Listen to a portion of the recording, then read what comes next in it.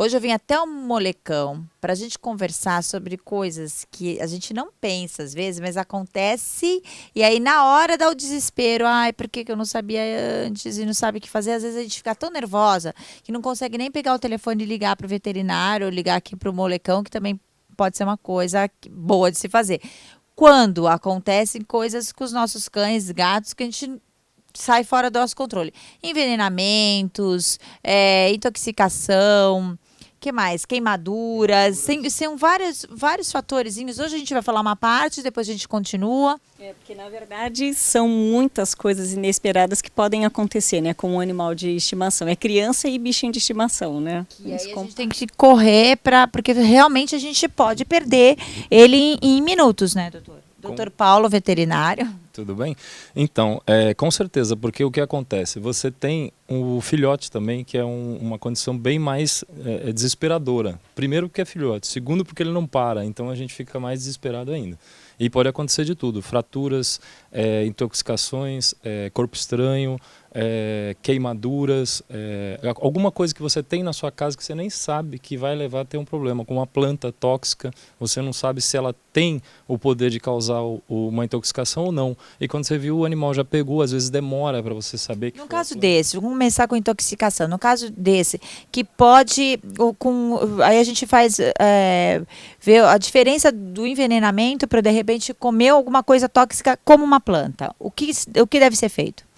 Então, a maioria dos problemas tóxico-alimentares é você fazer o animal vomitar desde que você comece a ter um sintoma. Porque o mais comum é o animal não apresentar nenhum sintoma. Ele pode ter ingerido, comido, às vezes é comum, às vezes um pedaço de carne mais condimentada que cai, você não viu, ele comeu e ele está bem.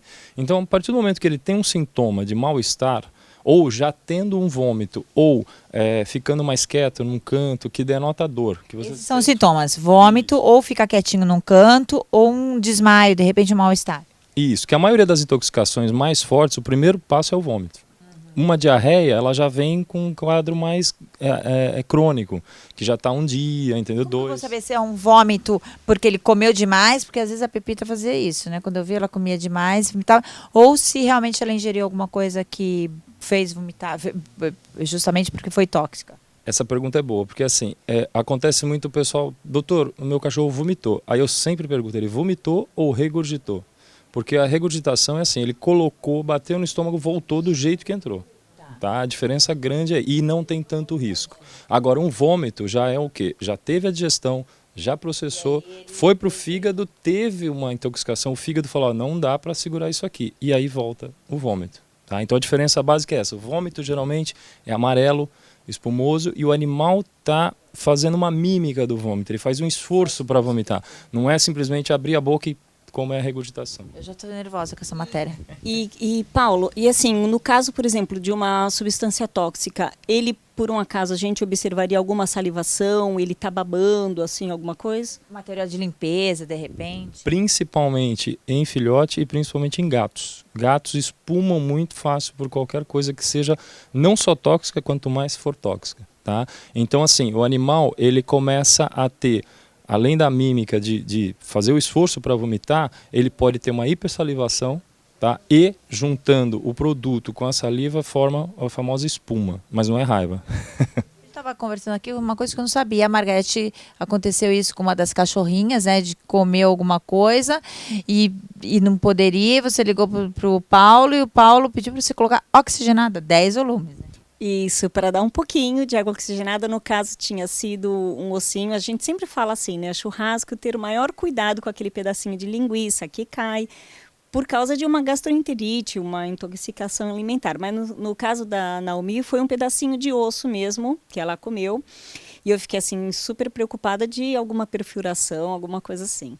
E aí por telefone o Paulo me deu uma ajuda, isso já tem muito tempo atrás, e foi com um pouquinho de água oxigenada. Na hora que eu dei, ela já provoca o vômito e ela expele o osso. Isso, e ela expeliu o pedaço. Cuidado, porque agora começa muito época de churrasco, aí vem Natal, né? Vem as festas, aí acaba dando essas surpresas, na maioria das vezes, é agradável. Só um detalhe, nem tudo você provoca vômito. Tá? Por exemplo, se você tem uma construção em casa ou tem um animal que tem acesso a cal, cimento, às vezes filhote brincando, lambendo, não provoque o vômito, porque o vômito aí nesses casos vai piorar o quadro. Tá? Então precisa saber bem, e é muito mais agudo, o animal já vai ficar com dor, já vai ficar quieto num canto. E veneno, como eu sei que ele foi envenenado?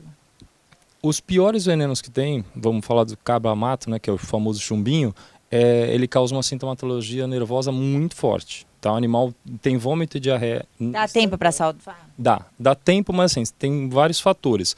O quanto ingeriu, se foi um animal de porte pequeno e o tempo que leva até você resolver. Então assim, se ele ingeriu pouca quantidade e você levou rápido, as chances muito grandes de salvar. E aí assim, não tem muito o que fazer, porque o pessoal tem muito aquele dito popular, né? Vamos dar leite.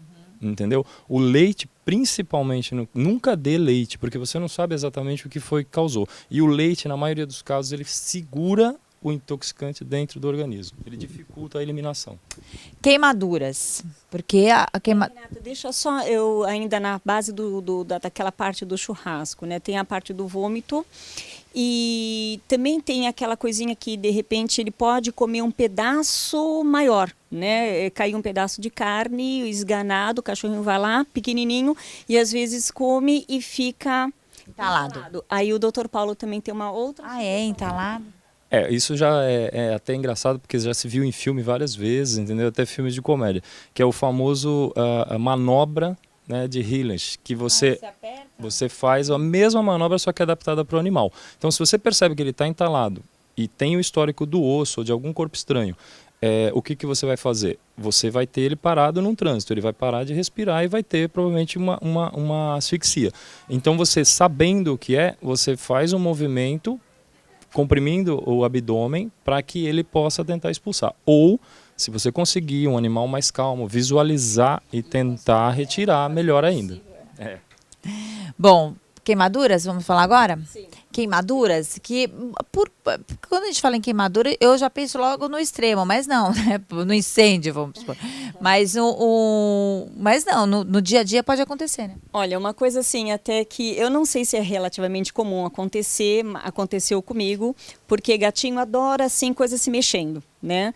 E em casa, minha mãe estava passando roupa e o fio do ferro, né, fazendo aquele movimento, o gatinho foi lá e deve ter mordido. Alguma coisa ele fez no fio do ferro elétrico. Isso, e ele ficou chamuscado, mas foi uma coisa assim, superficial, e ainda bem que ele não teve o choque em si, né? Que eu não sei o que aconteceria. É pior, porque o gato sobe em tudo, ele pode inclusive subir no ferro elétrico, né? Quente, né? Exatamente. Mesmo fogão, né? Ou uma chapa, agora... Tudo, né? E se ele for queimado pelo ferro elétrico, o que acontece? O que acontece? Ele se queima, né, Renata? Ele fica queimado. O que a gente pode fazer? O que acontece? Os animais, eles são muito espertos, muito rápidos. E pela natureza, qualquer dor imprimida, eles vão ter uma reação muito rápida. Então acaba acontecendo o quê? Que bom que eles têm pelo, porque geralmente é o pelo que vai ficar queimado. Pior queimadura, tá? Seria água quente, porque o animal não tem como se desvencilhar, tá? É um acidente que pode acontecer, animal que fica próximo ao fogão, tá? E aí a coisa é um pouco pior. Porque mesmo ele fugindo, a água vai estar ali e vai causar uma queimadura mais séria. Hoje, muitas casas, até para a gente... com defesa por conta, né, da violência, tem cerca elétrica, né? E aí é fatal ou também dependendo, dá pra gente correr? É Mythbusters, né? A gente vai desvencilhando alguns mitos. A cerca elétrica, na maioria das vezes, a carga dela, tá? A amperagem é baixa. Então o que acontece? O animal toma um susto e ele pode vir a ter um acidente, mas não pelo choque, e sim pela queda, tá? Quais acidentes? Cai dentro de uma casa que tem cachorro, que é um dos piores, tá? Porque ele talvez tenha mais dificuldade de se recuperar de um ataque do que uma fratura. E aí, no caso realmente dele tomar um choque elétrico em casa? Tá.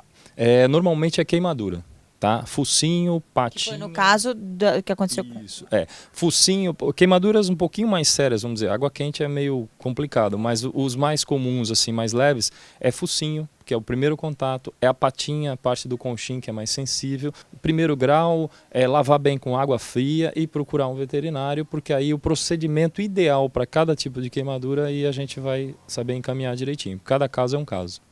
E pode existir queimadura por produto químico? Você falou do cimento, Soda da cáustica. Produtos químicos assim, de tinta, de thinner, que também, voltando, né, construções em casa, alguma coisa assim, é mais difícil de você tirar, tem que lavar o mais rápido possível, tá? E entrar em contato, porque aí o tempo é o limitante.